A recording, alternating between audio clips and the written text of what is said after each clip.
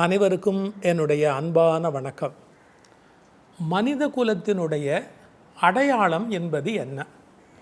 நடக்கிறது, சிந்திக்கிறது, கிராப் வச்சுக்கிறது, இல்லை புதிய புதிய அறிவியல் கண்டுபிடிப்புகளை கண்டுபிடிப்பது, எல்லாத்தையும் தாண்டி மனித குலத்துக்கு ஒரு சிறப்பு இருக்குது. என்ன? அன்பு செலுத்துவது. ஏன் சார் விலங்குக்கு இல்லையா அப்படின்னு கேட்போம். இந்த விலங்குலேருந்து மனிதனுடைய பரிணாம அன்பு என்ன தெரியுங்களா? தன்னோட கூட்டத்துக்குள்ளே மட்டும், அதுவும் கூட்டத்துலேயும் குட்டி தன்னோட அப்படி அந்த அன்புக்கு ஒரு காரண காரியமான ஒரு லிமிட்டேஷன் இருக்கும். ஆனால் மனிதன் அப்படி அல்ல. இனம் கடந்து, நாடு கடந்து, மொழி கடந்து, மனிதகுலம் முழுவதையும் அன்பு செலுத்தி அப்படி வாழ்ந்த ஒரு அற்புதம் என்பது தான் மனித குலத்தினுடைய வெற்றி. இப்போ விலங்கு கூட தன்னுடைய இனத்திலேயே ஒரு யானை வளருதுன்னு வச்சுக்கோங்களேன். ஒரு ஆண் யானை கொஞ்சம் முரடாக வளருதுன்னா அங்கே ஏற்கனவே லீடராக இருக்கிறது இதை உயிரோட விடாது, அடித்து விரட்டிடும். சிங்கம் அப்படி பண்ணும், தன்னோட குட்டியவே விரட்டும்.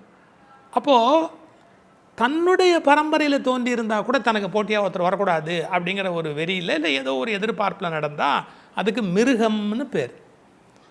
இப்போ ஏன் இவ்வளோ பெரிய முன்னுரை சொல்கிறேன் அப்படின்னா, மனிதர்களில் பல பேர் இப்போ வர வர மிருகமாக ஆயிட்டு வராங்க. பேசிக்கலாக மிருகம்தான், அதை நிரூபிக்கிறாங்க. ஒரு 7-8 செய்தி கொஞ்சம் கஷ்டமாக இருக்கும், பொறுத்துக்காங்க. ரீசெண்டாக யூடியூப்பில் எல்லாருமே பார்த்தோம். உயிரோடு இருந்த ஒருத்தர் செத்து போயிட்டதாக சொல்லி ஐஸ்போர்ட்டில் வச்சுட்டாங்க. அது தப்பான தகவலாக இருக்கலாம். அவர் துடிக்கிறாரு அப்படிங்கிறாங்க. அப்போ கூட அவரை காப்பாற்றுறதுக்கான முயற்சி இல்லைங்கிறாங்க. லேசாக மனநலம் பாதிக்கப்பட்டவங்க அங்கே இருந்தாங்கங்கிறாங்க. காரண காரியம்லாம் அந்த பக்கமாக இருக்கட்டும். அந்த ஆளுக்கு எவ்வளோ குளிர் இருக்கும், அவருடைய நடுக்கம் அந்த பொட்டிக்குள்ளே. ஐயோ இறைவா இறைவா, எவ்வளவு அவர் தவிச்சிருப்பார் அந்த குளிருக்குள்ளே. ஒரு மனுஷனை உள்ளே வச்சா ஐஸ் பொட்டிக்குள்ளே என்ன கஷ்டப்பட்டிருப்பார் அவர் உயிரோடு இருக்கிறவர். கையெடுத்து கும்பிடுற இந்த மாதிரி ஒரு மனிதனுக்கு நாம் தீங்கு இழைக்கலாமா? எப்படி இப்படி மனசு வருது நமக்கு? இன்னும் கொஞ்சம் நேரம் கழிச்சு சாவதானே போகிறாரு அப்படின்னு சொல்ல முடியுமா? அதுக்கு கொஞ்சம் யோசிச்சு பாருங்கள். நம்முடைய குடும்பத்திலேயே, நம்முடைய குலத்திலேயே ஒருத்தரை ஏதோ ஒரு காரணத்துக்காக துடிக்க துடிக்க துடிக்க துடிக்க, இதெல்லாம் எப்படி மனிதர்கள் இந்த மாதிரி உலகத்தில் இருக்கிறாங்க? ஒரு 7-8 செய்தி சார். நான் சொல்கிறதுல என்ன நியாயம் இருக்குங்கிறதுக்காக சொல்கிறேன், பொறுத்துக்காங்க. இன்சூரன்ஸ் பணத்துக்காக சில பேர் செய்கிற நாடகங்கள் இதெல்லாம் பத்திரிகையில் வருது, அப்புறமா யூடியூப்பில் வருது, அப்புறமா வெவ்வேறு செய்தி ஊடகங்கள் மூலமாக நாம் பார்க்கறது. ஒரு செய்தி பாருங்கள், மனைவியை கழிவறையிலேயே 1.5 வருஷமாக ஒருத்தர் அடைச்சி வச்சார்னு போட்டிருந்தாங்க. நடக்கக்கூட முடியாதபடி. ஐயா உங்களுக்கு பிடிக்கலையா, வேறு ஏதாவது சந்தேகம் இருக்கா, நீட்டாக பேசி பிரிஞ்சுடுங்க. அதுக்காக கொடுமைப்படுத்தலாமா? அவளை உள்ளேயே வச்சுருந்து பூட்டி வைக்கலாமா? அவளை துன்புறுத்தலாமா? இன்னொருவரை துன்புறுத்த நமக்கு என்ன அதிகாரம் இருக்குது? எனக்கு தெரிஞ்சு சார், ஒரு மருமக சார் மாமியாரை பிடிக்காதுங்கிறதுக்காக அவங்க பெட்ரூமுக்கு உள்ளே வச்சு பூட்டிட்டா சார். தான் சொல்கிறத அவங்க கேட்குறது இல்லை அப்படிங்கிறதுக்காக. நான் கொடுத்தா தான் அவனுக்கு சோறு தண்ணி, நீ அங்கேயே கடை அப்படின்னு பூட்டிட்டா. மனுஷியா இவெல்லாம்? உனக்கு மாமியாரை பிடிக்கலையா, கொண்டு போய் ஒரு ஓல்டேஜ் ஹோமில் மரியாதையாக விட்டுவா, இல்லை நீ பிரிஞ்சு போ, உன் ஹஸ்பண்ட்டை சொல்லு, என்னமோ ஒன்று பண்ணு, ஒரு ரூமுக்குள்ளே வச்சு பூட்டுவேன் அப்படின்னா இந்த குரூயல்ட்டி கொடுன்னு ஒரு ஒரு எப்படி இந்த மாதிரியான மனம் மனிதர்களுக்குள்ளே இருக்குது? இவங்கெல்லாம் அப்புறம் எப்படி மனிதர்கள் அப்படின்னு நம்ம கணக்கில் சேர்க்கறது? இதெல்லாம் விட அமெரிக்காவில் ஒரு செய்தி படித்தேன் சார். கடவுளே கடவுளே கடவுளே, மனிதகுலம் ஏன் இப்படி ஆகிப்போச்சு அப்படின்னு. சொந்த மகளை அண்டர் கிரவுண்டில் ஜெயில் வச்சுட்டான். ஒரு தகப்பன் மகளை அண்டர் கிரவுண்டில் ஜெயில் வச்சுட்டு அவளை தொடர்ந்து கற்பழிச்சிருக்கான். என்ன இப்படி மிருகமாக போயிட்டாங்க?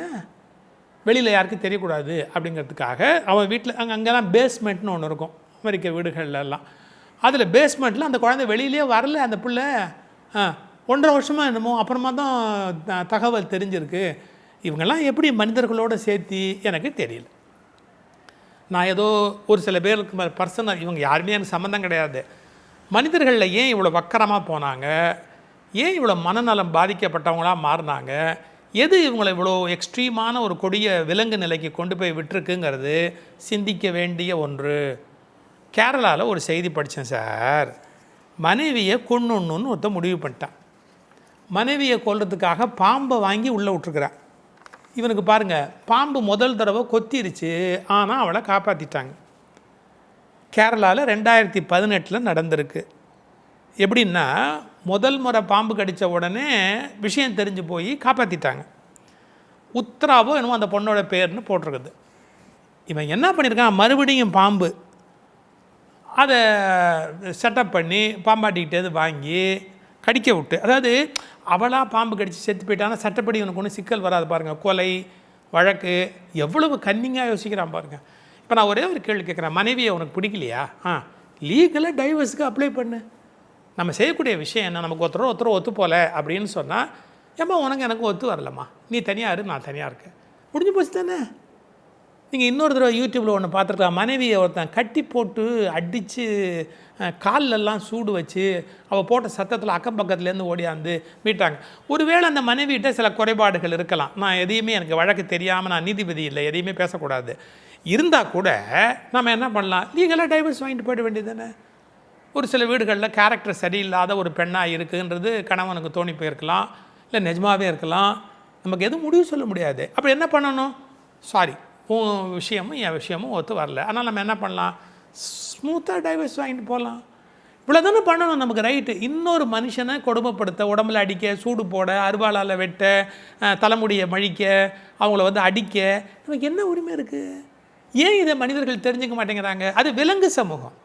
மனிதர்கள் அப்படி இருக்க முடியாது. பாம்பை விட்டு கடிக்க விட்ருக்குறேன், கடித்து செத்து போயிட்டா அப்படின்னா நாம் நம்ம மேலே ஒன்றும் கேஸ் வராது, இந்த பொண்டாட்டியை விட்டுட்டு நம்ம வேறு ஒரு கல்யாணம் பண்ணிக்கலாம் அப்படின்ற என்ன போய் காரணம் சொல்கிறாங்க. எதுவாக இருந்தாலும் சார், எப்படி மனிதர்கள் இவ்வளவு வன்முறையோடு உள்ளவர்களாக மாறிப்போனாங்க தெரியல.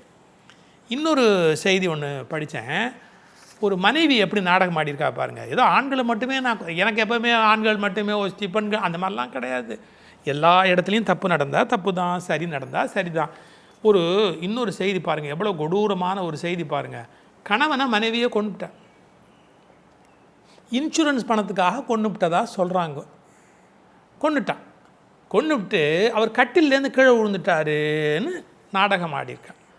அப்புறம் போலீஸ் கண்டுபிடிச்சிட்டாங்க, அதெல்லாம் இல்லை, கட்டிலேருந்து விழுந்துருக்கிறதுக்கு சான்ஸ் இல்லை, விழுந்தால் இப்படி பட முடியாது அப்படின்னு சொல்லி ஆராய்ச்சியில் பிடிச்சி அப்புறம் விசாரித்து அவ காரணம். இன்னொருத்தி அது மாதிரி கணவனை கொல்லணும், ஒரு கள்ளக்காதலனோட தொடர்பு.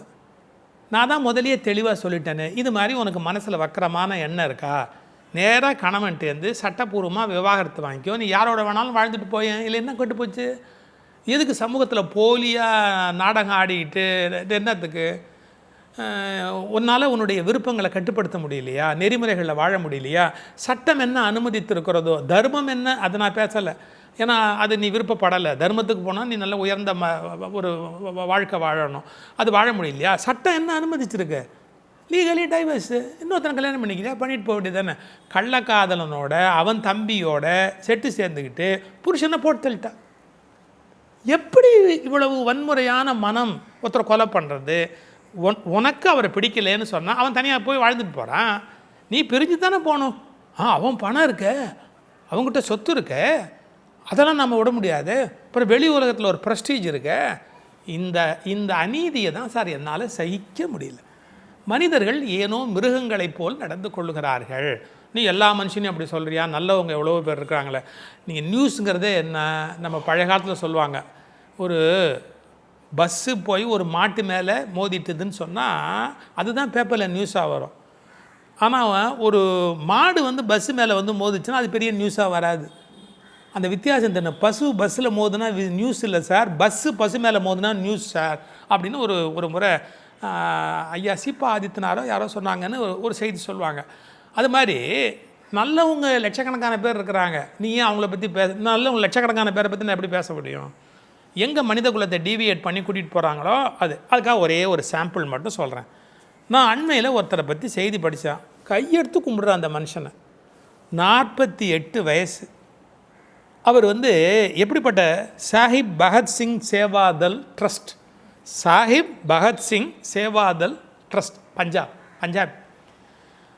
இந்த கொரோனா காலத்தில் கொரோனா நோயாளிகளை வீட்டிலேருந்து கூட்டிகிட்டு வரணும், திரும்ப உடம்பை கொண்டு போய் அடக்கம் பண்ணணும், அவங்க டெஸ்ட்டுக்கு போகணுன்னா அழைச்சிட்டு போகணும், சில பேர்கிட்ட பணம் இருக்கும், சில பேர்கிட்ட பணம் இருக்காது, பண உதவி பண்ணணும். ஒரு தனி மனுஷன் சார், 48 வயசு, ஆரிஃப் கான்னு பேர் போட்டிருக்கிறாங்க. அந்த மனுஷன் பாருங்கள், தான் வீட்டுக்கு போயிட்டா கொரோனா பரவிடும் அப்படிங்கிறதுக்காக இந்த சேவையை நிறுத்தக்கூடாதுன்னு ஆம்புலன்ஸ்லேயே தங்கி இருந்திருக்கார் சார். ஆம்புலன்ஸ்லேயே தங்கி ஆம்புலன்ஸ்லேயே இருந்து 6 மாதம் கழித்து அவரும் கொரோனா வந்து இறந்து போயிட்டார். அவரெல்லாம் கடவுள் மாதிரி நம்ம கும்பிட வேண்டாமா? இன்னொருவருக்காக வாழணும் அப்படின்னு வாழ்ந்து அந்த நோயை ஆம்புலன்ஸ்லேயே தங்கியிருக்கிற யாருக்காவது இறுதி சடங்கு பண்ண முடியலையா, பண உதவி கொடுப்பார். அவரே இறுதி சடங்கு செய்வார். 6 மாத காலம் அவர் வீட்டுக்கு போகவே இல்லை. 24 மணி நேரமும் சேவை பண்ணியிருக்கார் சார். 24 hours சர்வீஸ் பண்ணியிருக்கிறாரு. எவ்வளவு பெரிய மனிதன்! இப்போ மனித குலத்தில் இது மாதிரி நடமாடும் தெய்வங்களாக உணர்வு நிலையிலேயும் பல பேர் இருக்கிறாங்க. சொந்த புருஷனை போட்டு தள்ளுறது, மனைவியை பாம்பு விட்டு கடிக்க விடுறது, ஐஸ் பாக்ஸில் கொண்டு போய் ஒருத்தர் உள்ளே வைக்கிறது. கடவுளே கடவுளே கடவுளே! மனிதர்கள் தேர்ந்தெடுக்க வேண்டும், நாம் விலங்குகளா தெய்வங்களா என்பதை நாம் முடிவு செய்ய வேண்டும். நாம் விலங்காக வாழக்கூடாது, குறைந்தபட்சம் மனிதனாக வாழ வேண்டும். தெய்வமாக வாழ்வதற்கு முயற்சி செய்ய வேண்டும்.